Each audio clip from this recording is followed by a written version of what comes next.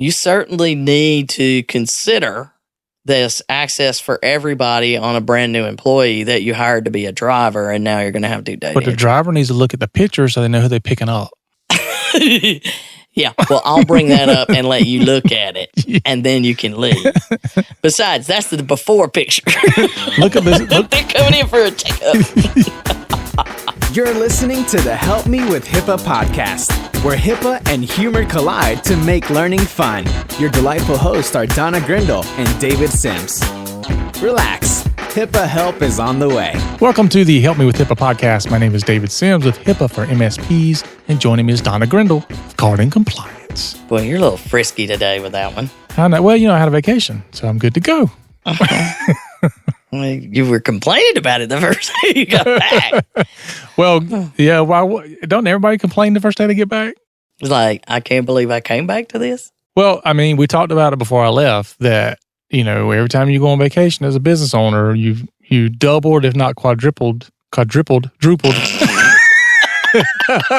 amount of work that you walked back into. That's right. So as I was quadrupling it, you tripled it. I walked back into a mess. So it's slowly but surely getting back under control. Maybe by the end of the week. Well, hey, that picture you sent me where one of your clients got hit by lightning, that didn't help. Yeah, I won't tell you the whole story because I'm under confidential information things. A client calls this morning and my stuff won't work, which we love those because it's like, okay, can you be a little more specific? Mm-hmm. Yeah. And it was lightning hit our building, blew a hole in it. I was like, okay, that's pretty specific. Literally, yeah. When you say and so here's all. Right. So I sent a tech up there and he sends me back a picture of it and it looks like, Back to the Future where the lightning bolt hit the clock itself. It literally went through the building.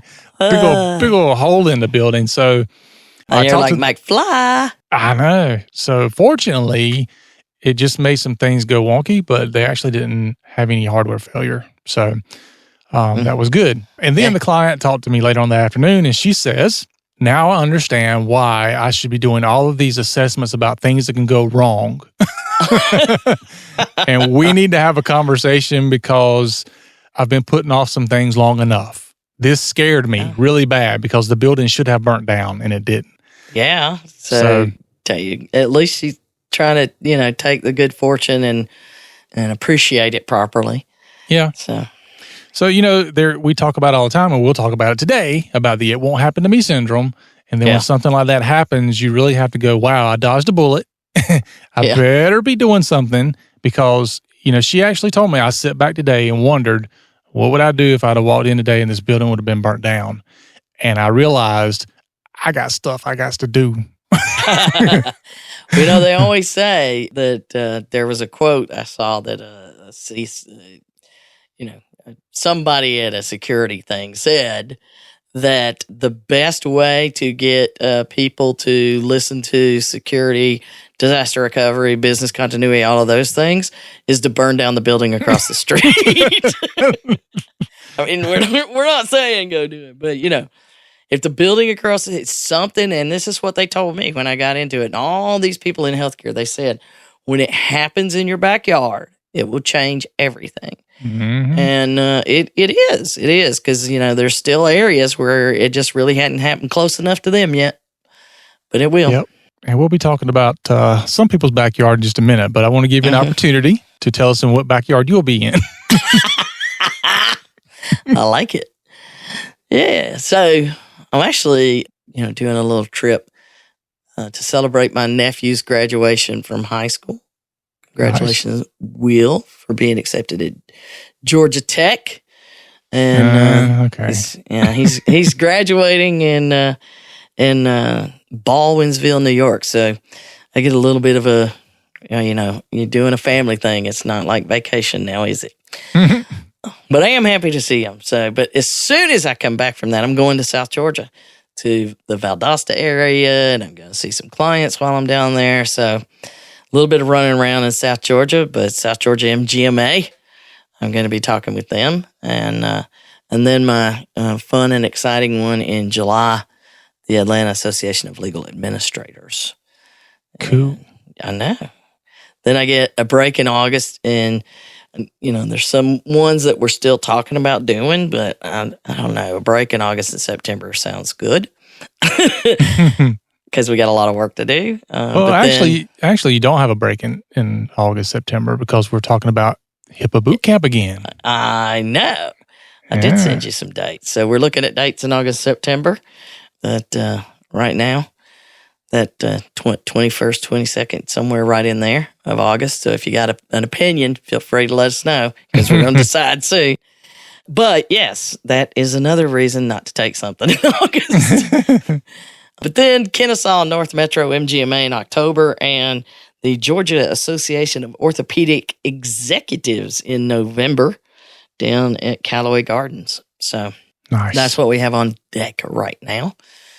Plus at least one more boot camp because we're feeling positive about the boot camp. Cool. And your unconvention. Yes. I will be speaking at the unconvention in Washington, D.C. in September, somewhere thereabouts. Yeah, there you go. See how David is so organized. Yeah. So if you're an IT person, and of course it was not a healthcare IT conference. It's a traditional IT. I guess maybe it's untraditional. It's just unconventional. Yeah, you're going to tell them everything there is to know about all kinds of compliance in 45 minutes, right? Yeah, they were like, we want you to speak on HIPAA. You have about 45 minutes. And I'm like, okay. I know. Tell us everything we need to know about HIPAA in 45 minutes. How are IT people supposed to address HIPAA? Go. Say go. Yeah, okay. I got it. It'll be easier to say what you're not supposed to do in 45 minutes. Well, the thing about it is, my understanding is it's not really one of those stand up in front of people and talk. It's more like, let's sit at a round table and talk a little bit and then answer a bunch of questions. So, well, good luck on that one, David, because you're going to get a lot. That's what always happens. So anyway, we'll see how that goes. So speaking today, of questions. Yeah, today we're going all the way out to the Beverly Hills. I know. Rodeo Drive. Rodeo Drive. Rodeo. We're not talking in Texas or Montana. It's California. Yeah, so in classic, it won't happen to me. It happened to them. Yeah. That one came out and I'm like, oh, the more you read it, you're like, and then what? Yeah. Really, you could almost make a movie out of this one. It's the classic person just goes wild and just everything goes south so quickly that your head spins. And so tell us about it, Donna. Let's have our heads spin. Not in an exorcist sort of way, though. Oh, yeah, no. And there we go. So, this hit the news just on June 1st. A big breach by Beverly Hills plastic surgeon.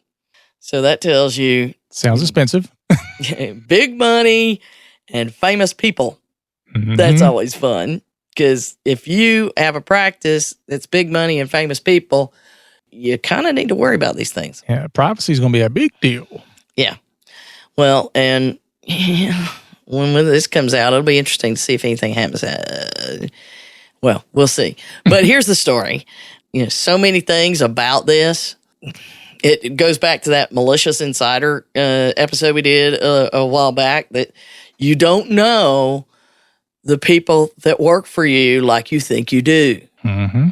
And I have worked with certain people for 20 years. That's different than even 2 years. And so we're going to discuss what happened, but then we're also going to talk about how HIPAA done properly should have prevented or at least mitigated the damage that was done here, okay?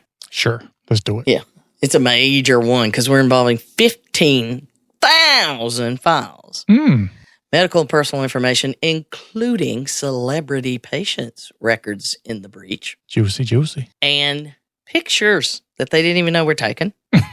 And before and afters. So there we go. We've set the stage. So here's the scenario. This is and I know I will not pronounce it properly. Dr. Zane Kadri's on Rodeo office, Drive. On Rodeo Drive in Beverly Hills. The poor office manager is being the spokesperson, talking to the press. You feel bad for her because, they're just peppering her because this is a juicy story of celebrities involved. But they announced a breach that involved 15,000 files and some more stuff. Mm-hmm. And so they hired a staffer in September of last year. That was going to be a driver and a translator, not any kind of clinical or back office or anything. Just drive people around and do translation for patients as needed. Okay. And then apparently, I don't know whether they thought she was doing a good job at driving and translating, or they were shorthanded and she was just there. Somebody said, here, start answering the phone. And while you're sitting at the computer, enter these things. Mm-hmm. So she started doing that. Well, also because she was a driver, I guess, they gave her a company phone to use for company business. Okay. And this is a policy. Apparently, this is a policy there that you can watch surgeries if you want to. Now, generally, I would expect people that are in clinical training or something to want to watch the surgeries. So the driver is watching the surgeries. Uh-huh. Okay. But supposedly, the patients have to agree to allow staff to watch the surgery.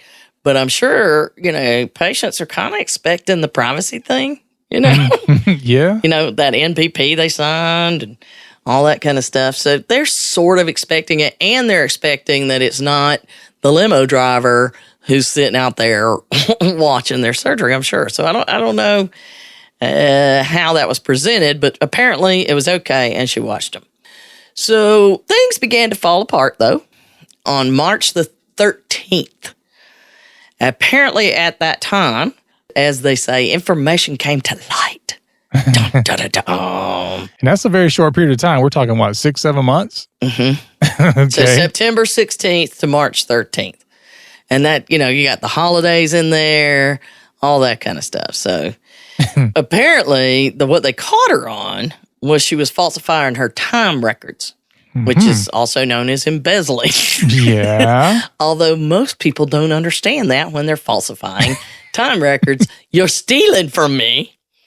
And apparently she pitched a fit, threw a hissy fit, and she quit and walked out. And they asked her for her company phone back during the hissy fit, and she said she lost it. Uh-huh. Uh-huh. And they had put out a restraining order on her. Wow. Because things apparently were not going well. And she shows up causing trouble, and they had to call the police. They said, oh, Popo, come on down, because she's trespassing and violating her restraining order. So the police are escorting her off the premises. And apparently it had to have been a little bit of a scene, because during the escorting off the premises, the phone that she had supposedly lost, she dropped it. Oh, so she found it. Yeah, well, she lost it right there in front of them again, So they snatched up the phone that belonged to them. And so they're like, well, we got the phone back, but it has a key. It's got a lock on it. But then it turns out she had an ex, and all they said was an ex. So we don't know anything, but people at the office knew her ex. So they were all up in each other's business within that short amount of time. They called the ex, who said, oh, yeah, I know the code. Okay. And they unlocked the phone. So everybody's happy, right? No. Oh, That's when it goes from bad to worse. Because then when they see on the phone, she's taking pictures and videos of patients and then posted them on her social media. And she had also taken pictures and videos of the doctor. And apparently she was driving the doctor around. He's trying to sleep. So, you don't know if you had somebody that was driving you and you got in a minute extra sleep, you'd take it, wouldn't you, David? Oh, yeah. So he's asleep in the car, and she's like taking pictures of him asleep in the car and then putting those filters where it's like a monkey head. And which I would have done to you, but it's different. And I know you would have done it to me. But that's very different, putting that monkey and then posting it on Snapchat and making fun of her boss on Snapchat and sending it out to friends. And apparently, now this one I don't understand, she also sent those pictures to his colleagues, which makes me wonder. So nobody told him? I know. That's why I'm like, wait. No one said anything? And who were his colleagues that were complicit in this? Or did she send it to colleagues and they just blew it off? Like, I don't even want to participate. I'm not telling him I saw it, But you still think they would tell him. But she also took pictures of patients' ID cards, their records, post-op reports, and those before and after photos that plastic surgeons do? Mm-hmm. Yep. She had pictures of those. Okay. She sent text messages to other people with passwords and credit card information that she was getting in the office. And did I say celebrity patient records were breached? Because you just think it's bad. Then it gets worse. Yes, it gets worse. So that's what happened in March. And on May 1st, the office is burglarized. Say it's not so. Dum, da-dum, dum, dum. I wonder who could have done that.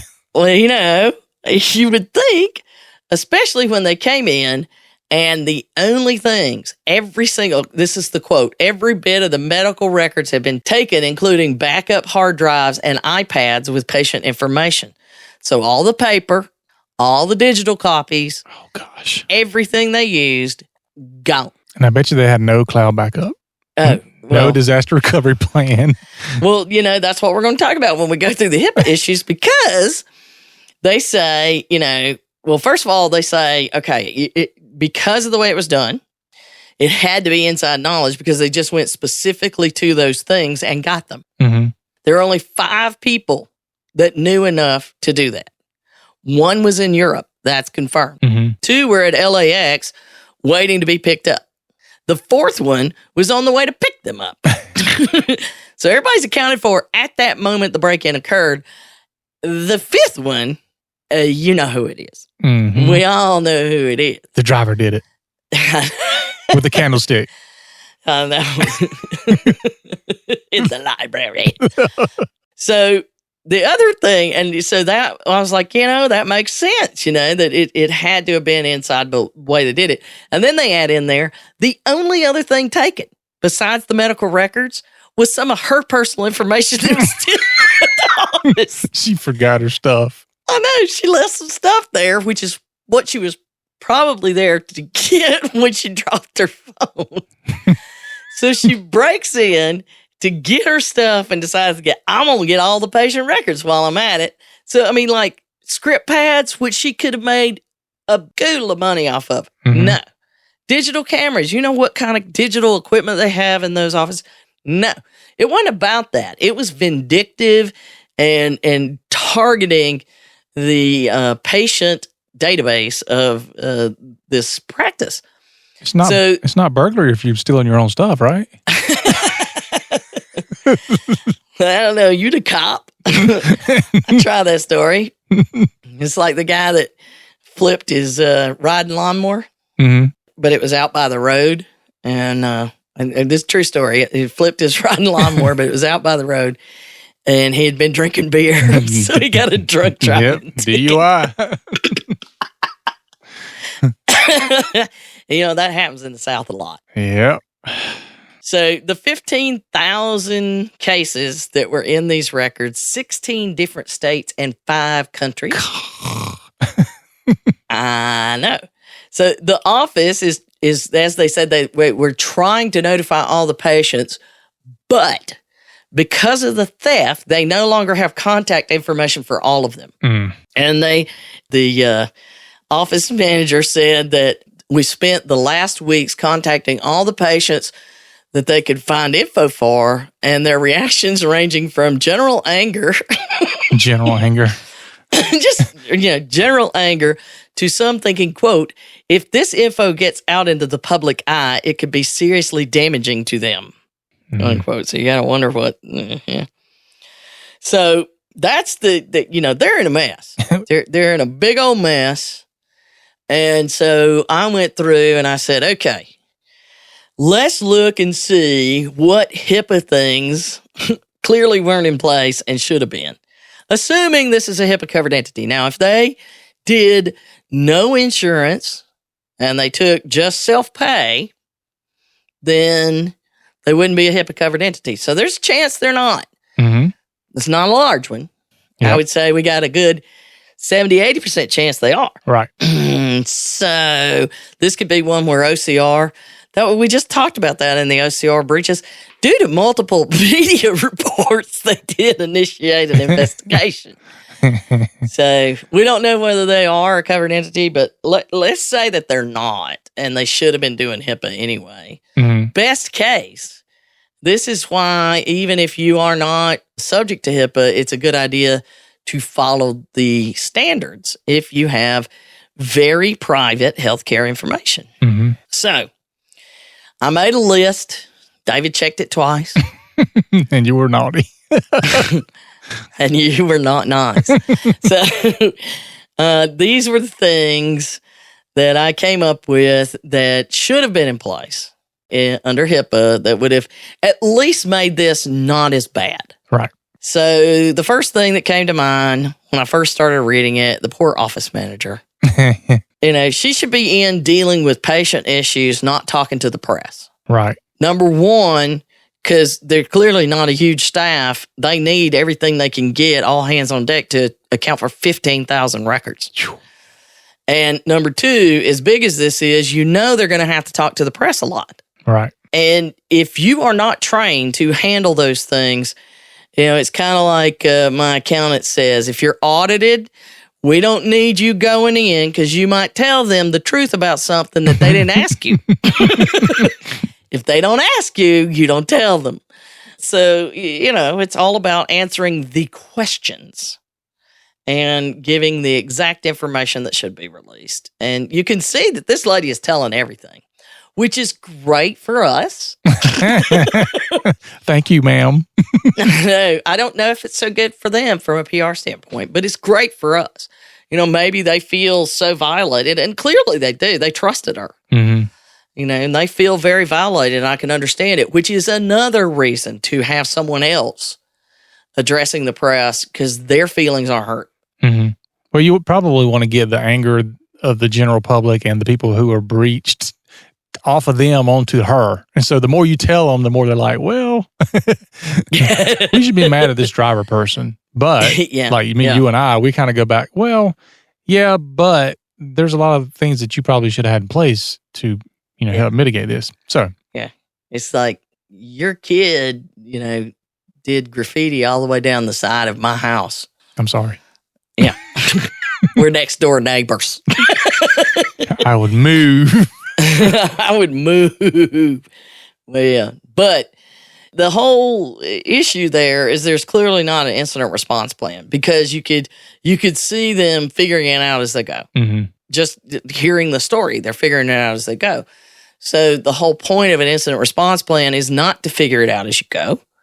And that the minute you see that there's a big potential issue, you get all hands on deck, you pull in the right people, and you start addressing it, and you don't wait until it keeps getting worse. Mm-hmm. So that's number one. Number two, physical safeguards. I'm curious as to how they were able to break in so easily and take only the most important things. So if we have physical safeguards in place and an employee who's been there, this is something we ask people a lot, and particularly in small practices, it's a really hard thing to figure out. But here's a scenario, and if you are in a business, if you've got less than 100 employees, maybe even less than 50 employees, you can relate to this. You can hire somebody to work at the front desk. Their job is to come in, open up, let the early patients get in, sign in, check them in, answer the phone, all that kind of stuff. At the end of the day, they're one of the first ones to leave because they're the first ones in, right? So you can hire somebody for that. You check into them. You do the standard background check with the IDs they give you. Everything's fine. And then you give them a key. and they get a login because they need that, right? Mm-hmm. 2 weeks, they're there. And over the weekend, the second weekend, that employee comes in with their key and their login, and it's a small office, so everybody has access to everything. And they bring in their friend who is their cohort that knows computer stuff, who then downloads all this patient data, and they take a bit of computer equipment with them, leave, and you have the fake ID, and you have no idea who this person was. Mm-hmm. And all your data's gone. But you handed it to them. So it's a similar scenario. The staffer clearly had the way to get in, knew how to get in. All of those physical safeguards should have been tightened, changed, updated, something, because they knew she was a little loony. Yeah. You had from March to May 1st. So physical safeguards, getting different locks on the doors, changing where you're storing stuff, adding in some locks that didn't used to be there. Those are all things that you need to do when you have an incident. You should be reviewing what's going on, and clearly it was an incident when she had a restraining order and was removed from the premises. Okay, so not only the physical safeguards, but they could have also had some mobile device management stuff going on and mobile security policies, something that would have allowed them to, control the activity of the applications or, see what was going on the phone, locate it. She said it was lost. I know, wouldn't it be great to turn on one of those little ping beep, things while she's talking to you? There it is right here. Whoop, whoop. Yeah. They could remotely wipe it or remotely lock it, which in this case, it was good. Yeah. Well, if they'd have done that, they wouldn't have found everything. So I don't know. Well, but see, the whole idea here is that it's a company phone. Mm-hmm. If it's a company phone, we should have control over it, not you. Absolutely. And I would have then had all kinds of limitations on the applications that could be used, cut off all ability to do social media on it, and in those kind of connectivity things. Because if the reason she had the phone was to get calls where to need to go and then GPS, you can get rid of a lot of that other capability. Oh yeah, I wouldn't even allow it to take pictures or anything. You could lock that thing down. If it's a company phone, I'd give her a bag phone. Bag phone. I remember taking my bag in places. So it's like, is that your bag phone or your pacemaker? So, okay. And here we have David. So we did talk about mobile device security a while back, and I've been working on an episode about mobile device management. But this is a clear case. It's hard when you do the bring your own device and it's their phone and you're wanting to control it. But when it's your phone, there is no way that employee should have been able to do all that stuff with your phone. Correct. I know. You wouldn't even let them take pictures. There would be no reason for pictures of vid, nothing. Mm-mm. And certainly not Snapchat. I'd have been looking at how much data usage there would have been. I mean, yeah, there's so many ways that should have been not even, and really and truly, that is the core problem, is what she was able to do with the phone. Mm-hmm. Yep. So, if you're going to have company phones, go ahead right now, go collect every one of them. Just take it away and lock those things down. Lock them down. If it's a company phone, lock it down. Yep. So, and then I'm wondering about employee background checks. Surely they did them. You think? I mean, this is Beverly Hills. I don't even know if they did training. I mean, you only had a few months, and they maybe done driver training, but then I don't. Well, no, we can't go too far here because we don't know. But my guess is there really wasn't a lot of checks on this individual, because that might have raised a red flag. Because if you look into somebody, and you can find out now all kinds of things about people. Mm-hmm. And that alone could have been a clear indicator on what kind of references she could get. And then I'm sure just a social media check would have show you she was cray-cray. Yeah, or at least help you know whether you got the right name.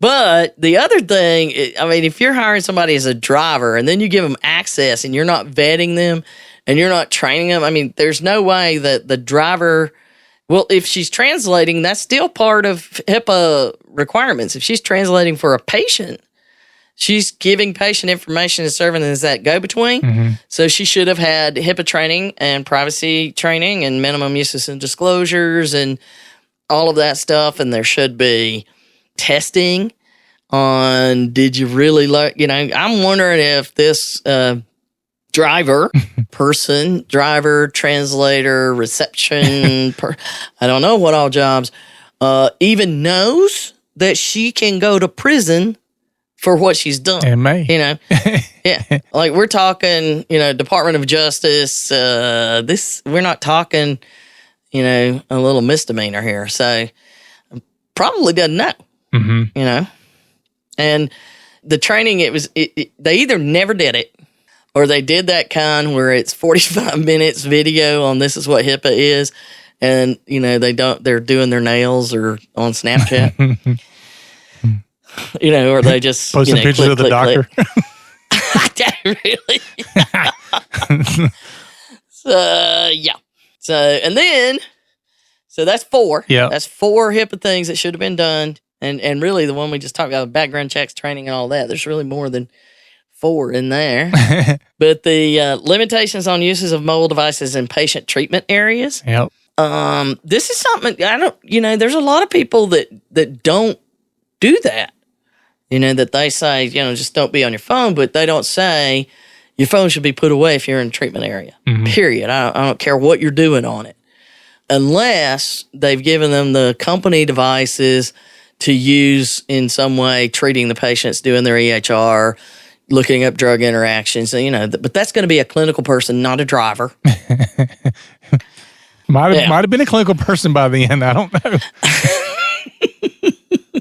But, you know, if it's somebody that's not clinical, they have absolutely no reason to have a phone with a camera and capabilities, you know, connectivity in patient treatment areas, at least in my opinion. Mm-hmm. That's all that matters.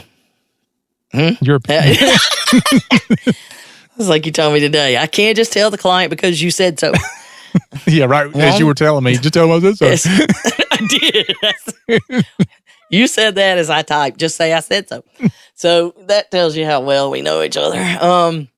But putting those limitations on mobile devices, I mean, I know I use my phone when I'm in those areas, but generally I'm looking at the Wi-Fi signal. I'm doing, you know, I have specific reasons to have my phone out in those areas and other people not necessarily. Mm-hmm. So, and then this one is one of your favorites, though. Oh, yeah. Number 6, off-site backups. I mean, it's obviously they had no backup at all.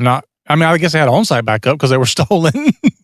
Yeah, they just took them. But, you know, and that goes to the heart of the argument people make about, you know, do I need off-site backups or should I trust the cloud? I'm like, okay, should you trust the person that just broke into your office and stole your stuff? Yeah, I know. You know, well, it's like your client. The fire could have burned it down, and that's your only backup? Yeah. You know? Or, you know, the old school way is that we would take it home with us. Yeah. And you still have that. And I've told this story probably way back in the first 10 episodes, but, you know, I had a client that asked me to come in and, you know, give me a price on doing backups. I've got Carbonite, but I just want to know what you'll charge. And come to find out, he had been paying for Carbonite for 3 years, and for 3 years, it's not been working. I think it literally worked the first couple of weeks he had it, and then something happened and it quit working, and nobody looked at it since then until I came along and looked at it and was like, wait a minute. It says right here, last backup, 2012. Not good.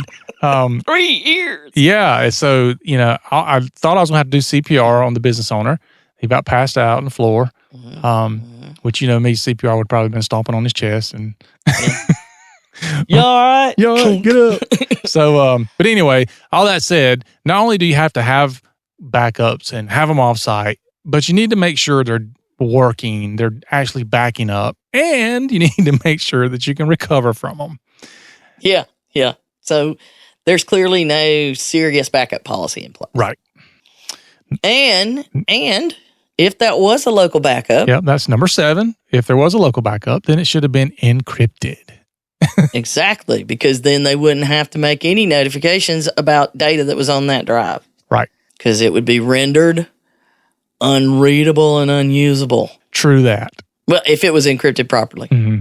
Let me just say, we have to meet the FIPS 140-2 standard.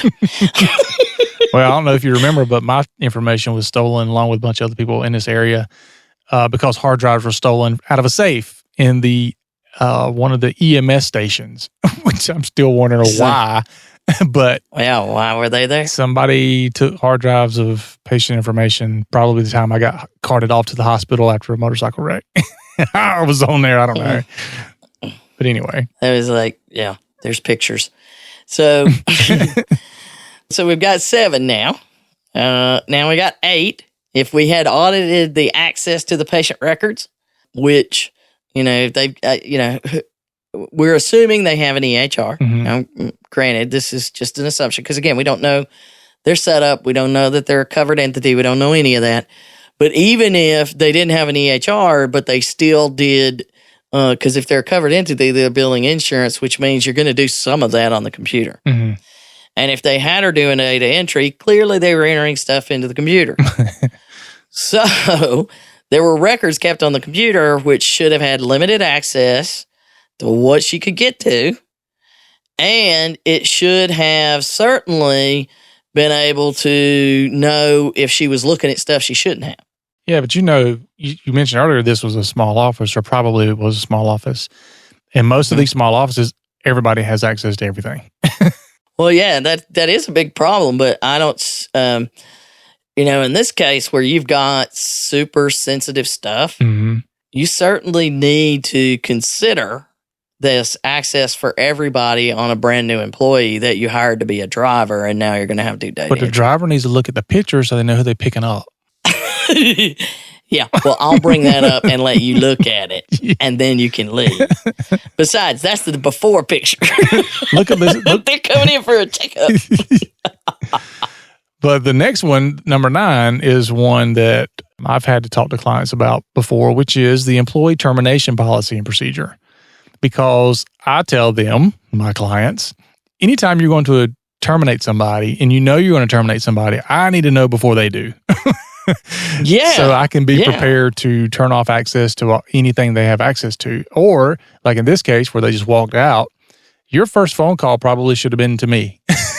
So I could turn everything off, because it doesn't take a long conversation. It takes 30 seconds for you to say, crazy woman driver, just quit, lock her out of everything. And that's all I need. Hang up. I'm done. I can start my processes at that point. But preach it, brother. but this clearly didn't happen here. No, it couldn't have. Not the way that, you have to have that ability to know exactly what needs to happen to make sure they can't get in. They've locked them out of everything, and that to get their key back, mm-hmm. to change any kind of access codes on a security system. One would hope they had a security system. There's a long list of stuff, and I don't care whether that is HIPAA or non-HIPAA. Every business should have that. Yep. Which rounds us off to the final number 10. Bum. This is the one we scratch our head with, which is, as a driver, why would she even have access to all that stuff anyway? I know. There again, that we're kind of trying to fill in some blanks we don't really know about, but so a lot of this just leaves you scratching your head. Well, it's not going to happen to me. Or putting your foot in your head or something. I don't know. It's that whole feeling of it's not going to happen to me. Yep. See, and I just need to send you to some of these places so that they grasp just how crazy things could get. But our whole conversation that we just had about insiders and understanding that you don't know people. Mm-hmm. People are crazy. Yep. especially if they get bored. I know.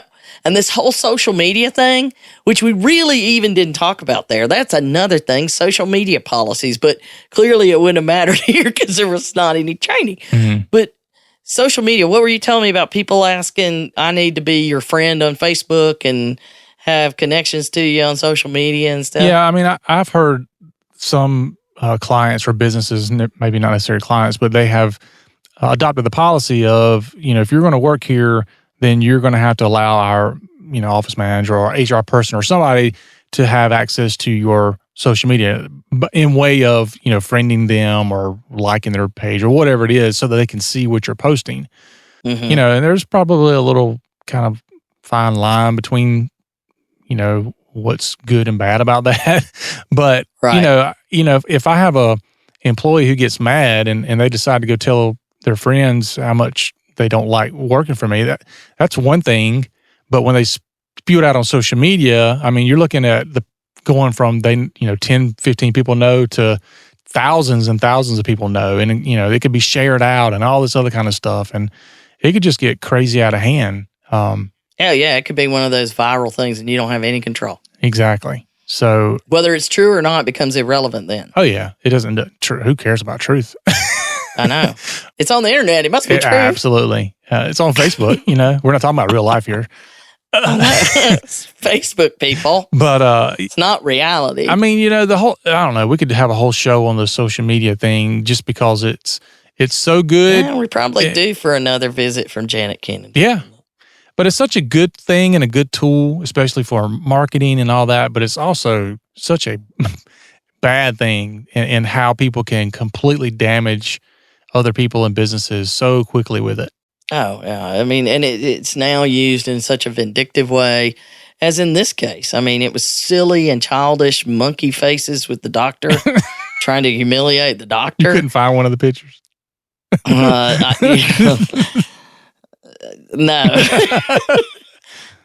I'm not going to try. But, another thing to mention, we did it earlier really, but go back and talk about it, is that all this happened in a 6-month time period. God. It's like in September, if we had done an episode in September and said, hey, you folks in Beverly Hills on Rodeo Drive, in May, we're going to be talking about you because boom. Yeah. They would have been like, yeah, whatever.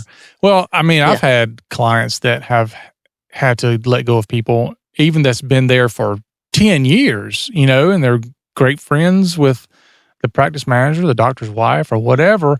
And when they're let go, they change. It becomes personal and the claws come out. So don't think because, somebody's been an awesome employee and all that, and you decide that, hey, we got to cut back staff or whatever the case might be, and you're going to turn them loose. Man, when people aren't getting that paycheck. Well, and you have like this, where you have an employee that's been there for years, and then after they're gone is when you learn they've been embezzling money. Mm-hmm. They've been doing, I'm well aware of multiple cases, firsthand knowledge of, hey, I thought that was kind of squirrely, so I got out of that mess. And then, a year later, there's their picture wearing orange, and you're like, I knew it. Yeah. So it is something, there's a certain amount of trust that we all have to have. Yeah, trust but verify. Yeah. And, you and I trust each other, but you know what? We have written documents between us. Mm-hmm. We have joint venture documents and all of these things so that we don't have to have all that crap. But it's time for me to update one because we've made money now. I was nice to you. We have documents so we don't forget what we said. That's true. But this is just another example of don't forget, it can happen to you. Mm-hmm. Insiders are insiders are your number one problem because they'll let the bad guys in accidentally, not on purpose, or they're going to do malicious things, or they're not going to be able to control their snooping. Yep. So your insiders are the biggest part of your problem, and you've got to have things in place to deal with it. And then most importantly is if you are ignoring HIPAA and something like this happens, here's a list that we did just by reading the story. We know these things. We know a lot of things that clearly are at best questionable on whether or not they occurred.